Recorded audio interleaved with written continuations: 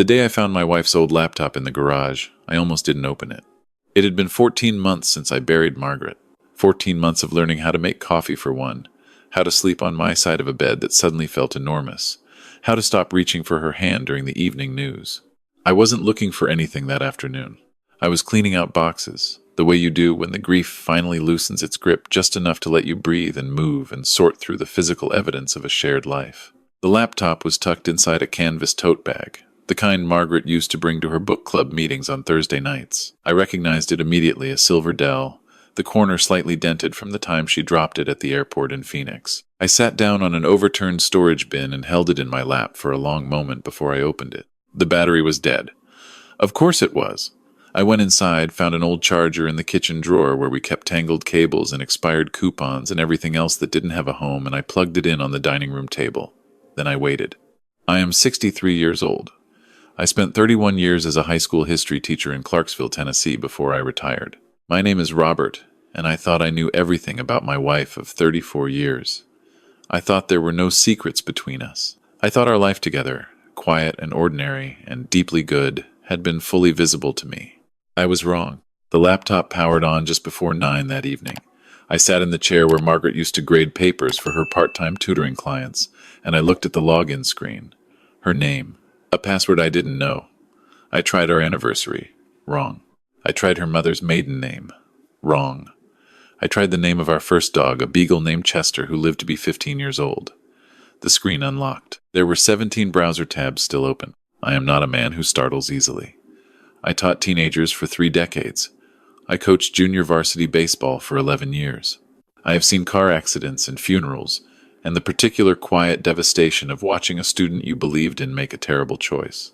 But what I saw on that screen made me push back from the table and stand up so fast the chair scraped hard against the floor. The tabs were all open to the same county government website: property records, zoning applications, environmental impact filings, and a name I recognized immediately, repeated across every single page. Hargrove Development Group. My brother-in-law Gerald had worked for Hargrove Development Group for 11 years. I stood in my dining room for a long time without moving. The refrigerator hummed. Somewhere outside, a neighbor's dog was barking at something in the dark. I thought about Margaret sitting in this same chair in this same light, reading these same pages, while I watched television in the other room or fell asleep early the way I always did. I thought about how many evenings she had been quiet at dinner, and I had assumed she was tired, or thinking about her students, or simply being the kind of person who was comfortable with silence. I pulled the chair back and sat down again. I started reading. Margaret had been a meticulous woman. She kept a small spiral notebook for grocery lists, a wall calendar color-coded by family obligation, and a filing system in the office closet that I had always found slightly intimidating in its precision. Those habits extended to everything she did. What she had assembled in her browser history and her saved documents folder was not the casual curiosity of someone who stumbled across something strange. It was an investigation. Careful, thorough, months in the making. Hargrove Development Group had purchased a tract of land about 4 miles from the edge of our town, a former industrial parcel that had sat empty for years after the tool manufacturer that owned it went bankrupt. The purchase had been quiet. The zoning application to convert it for commercial real estate development had gone through a city council vote that Margaret had circled in red in a document she'd saved as simply Timeline, PDF. There had been minimal public notice. 3 council members had voted in favor. One of those council members, a man named Dennis Polk, who I had known casually for years through the school district, had received a campaign contribution of $40,000 from a real estate holding company 3 weeks before the vote. That was where Margaret's notes began. She had cross-referenced the holding company to a shell corporation registered in Delaware. That corporation listed one officer, a man named Vincent Hargrove, the founder and majority shareholder of Hargrove Development Group. She had printed the documents and annotated them in her small, careful handwriting. In the margins she had written, "Gerald knows about the shell. He told me about Delaware LLC last Christmas. Said it was standard practice." "Is it?" I sat back and pressed my fingers against my eyes. Last Christmas, my daughter and her husband had hosted. My son had driven down from Nashville with his girlfriend. Gerald had been there with his wife, my wife's younger sister, Patricia. I remembered them talking in the kitchen, Margaret and Gerald laughing about something. I had been in the living room watching a football game with my son-in-law. I had not thought anything of it.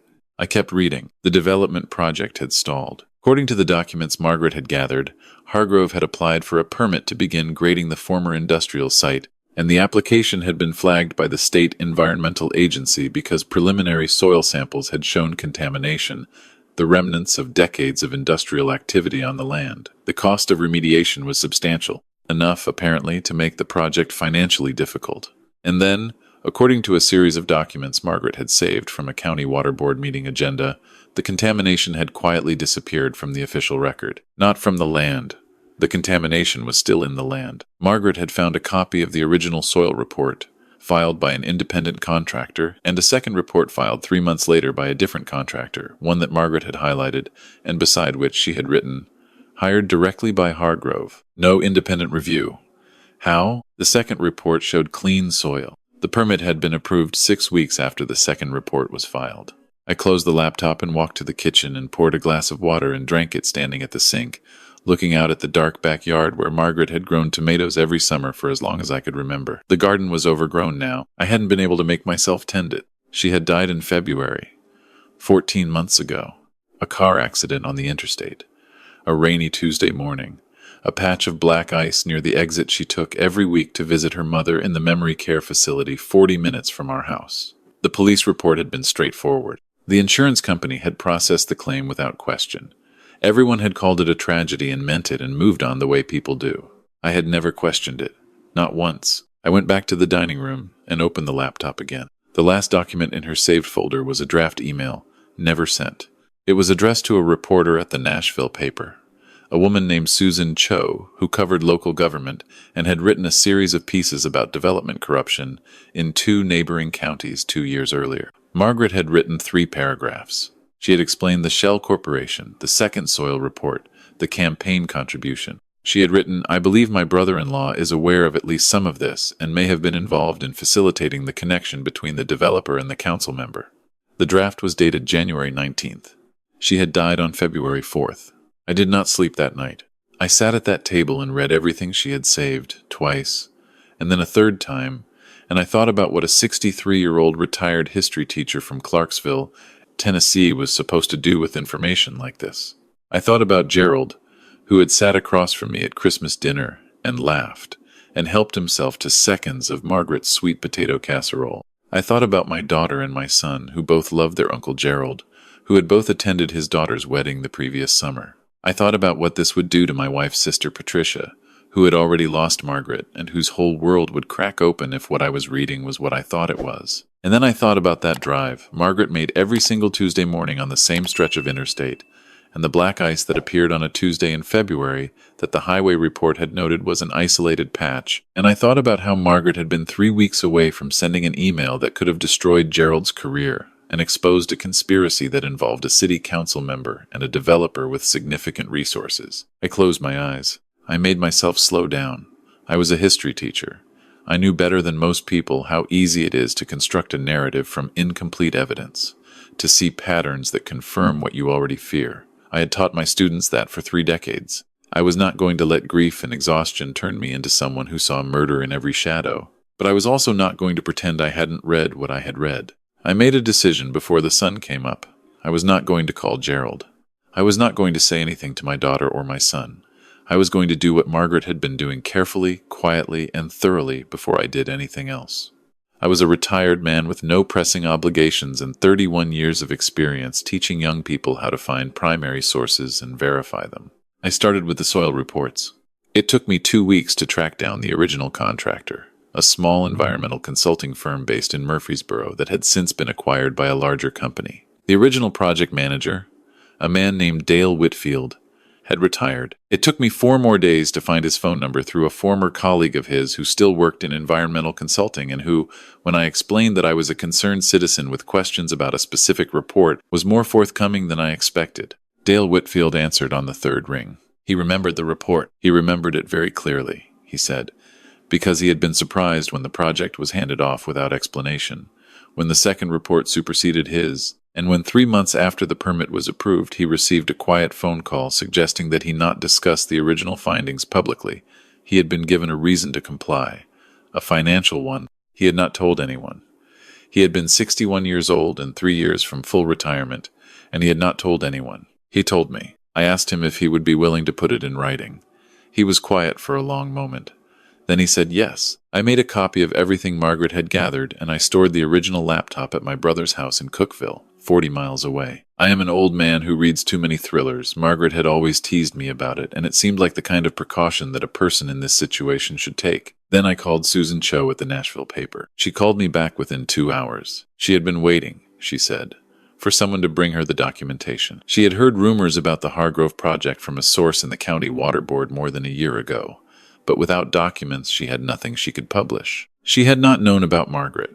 When I told her about my wife, about the draft email, about the date it was written and the date Margaret died, the line went very quiet. She asked me if I was willing to go on record.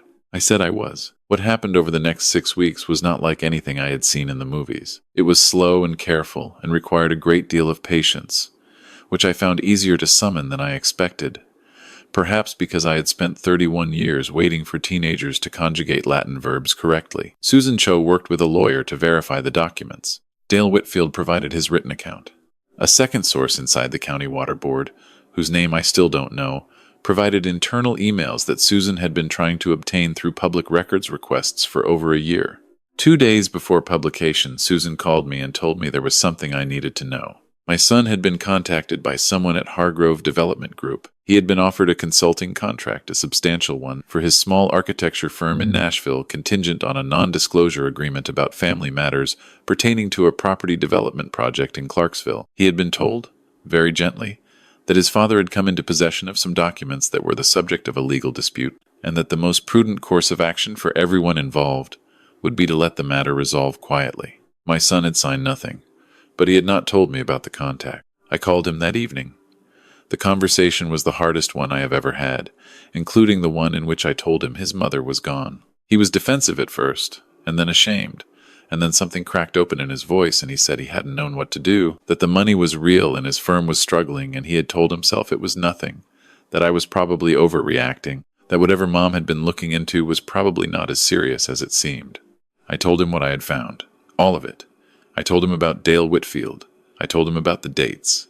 He drove down from Nashville the next morning and sat at the same dining room table where I had first opened the laptop, and he read every document, and when he finished, he put his face in his hands. I put my hand on his shoulder and didn't say anything for a while. He came with me when the story published. It ran on a Sunday.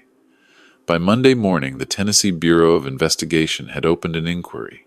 By the following Thursday, Dennis Polk had resigned from the city council, citing personal reasons. Gerald called me twice on Tuesday. I did not answer. I called Patricia instead, and that conversation was quiet and painful and honest.